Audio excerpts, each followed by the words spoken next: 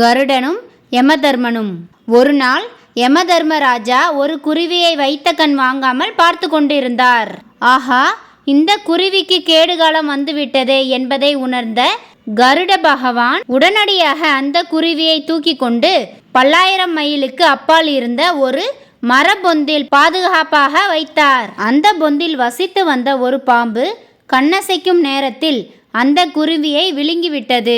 குருவியை காப்பாற்ற நினைத்து அந்த குருவிக்கு யமனாகி விட்டோமே என்று கருட பகவான் குருவி இறந்த துக்கத்தில் மீண்டும் யமராஜன் இருந்த இடத்திற்கே திரும்பி வந்தார். அப்போது யமராஜன் கருடனை கூர்ந்து கவனித்தார். அதற்கு கருட பகவான், நான் பகவான் விஷ்ணுவை முதுகில் சுமந்து செல்வதால் என்னை உம்மால் ஒன்றும் செய்ய முடியாது என்று கோபத்தில் கத்தினார். அதை கேட்ட யமதர்மராஜர் கருடனிடம், நீங்கள் என்னை தவறாக புரிந்து கொண்டீர்கள். நான் அந்த குருவியை உற்று நோக்க காரணம், அந்த குருவி சில நொடிகளில் 1000 மைல்களுக்கு அப்பால் வசித்த ஒரு பாம்பின் வாயால் இறக்க நேரிடும் என எழுதப்பட்டிருந்தது. அது எப்படி நிகழப் போகிறது என்பதை யோசித்து கொண்டிருந்தேன். அதற்குள் விதிப்படியே நடந்துவிட்டது என்று கூறினார்.